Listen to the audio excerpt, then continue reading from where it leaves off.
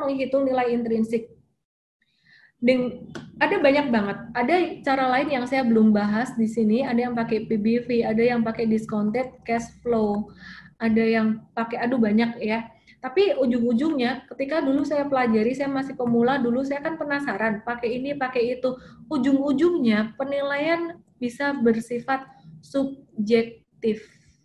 Bisa bersifat subjektif juga. Jadi kita jangan terlalu mikirin indikator secara FA itu yang bagus apa, secara teknikal yang bagus apa, gitu ya. Kalau FA, waduh ini menghitung nilai intrinsik, menghitung harga wajar saham yang paling bagus apa, enggak, jangan kayak gitu.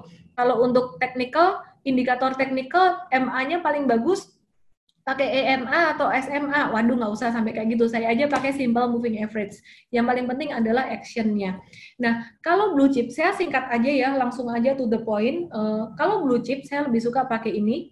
Kalau untuk perusahaan yang lagi growing, saya lebih suka pakai ini, price to earnings, pakai PEG. Apa artinya? PEG itu apa artinya? Oke ya, jadi kita belajar dulu ya, PER. PER itu dihitung dari price, harga saham yang ada di pasar dibagi dengan EPS. EPS ini adalah laba bersih per lembar saham setelah dikurangi dengan pajak. Jadi benar-benar udah bersih ya. Kemudian PER ini kita bisa lihat secara historical, current, dan juga forward dengan projection. Nah, saat ini yang kita gunakan adalah per current. Ya, kita lihat per current-nya. Nah, dari sini teman-teman juga harus hati-hati. Misalkan angka per saya di sini dengan angka per yang lain berbeda, ternyata metode penghitungannya bisa berbeda juga gitu ya. Nah, jadi sekarang ini teman-teman udah tahu dari mana dapat PER, price to earnings ratio. Jadi kalau per tinggi mahal, per rendah murah.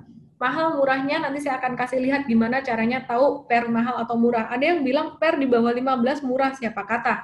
Benchmarknya apa gitu ya, nanti kita akan lihat. Kemudian PEG, indikator PEG. PEG ini dihitung dari per dibagi dengan CAGR. CAGR ini apa sih sebenarnya? Ini adalah proyeksi pertumbuhan perusahaan tersebut, proyeksi pertumbuhan laba perusahaan tersebut. Ya, dihitung dari historical. Jadi 5 tahun terakhir, misalkan ya beberapa tahun terakhir itu dia ada laba berapa pertumbuhannya. Nah, dengan menggunakan rumus ini, ini tahun akhir 2019, ini tahun sebelumnya mungkin 2016, dan ini 1/T itu T adalah selisih tahun dari tahun ini dan ini. Saya tidak minta Anda untuk hitung ini karena ini tugas kami di M-Trade, coach-coach M-Trade dan juga saya dan sistem kami untuk menghitungkan ini buat Anda dan Anda terima jadi aja. Ya, jadi ini contoh penghitungan untuk CAGR. Ini 2019, 2016. Kemudian T-nya 4 didapat dari mana? Ini selisihnya 1, 2, 3, 4. 4 kali ya, 4 tahun selisih. Nah, caranya kayak gini, dapatlah CAGR 49,5%. Nah, ini saya nggak minta Anda hitung. Nah, terus PEG hitungnya dari mana? Per dibagi dengan CAGR, ya. Per dibagi dengan CAGR. Nih. Sebagai contoh, CAGR-nya adalah 49,5. CAGR-nya 49,5. Sorry ya, saya orat-orat di sini ya, supaya gampang ya. CAGR 49,5. Per-nya saat ini 49,5 juga, maka PEG-nya angkanya 1. Jika per-nya 25 dan CAGR-nya 49,5, maka PEG-nya 0,5, ya kan?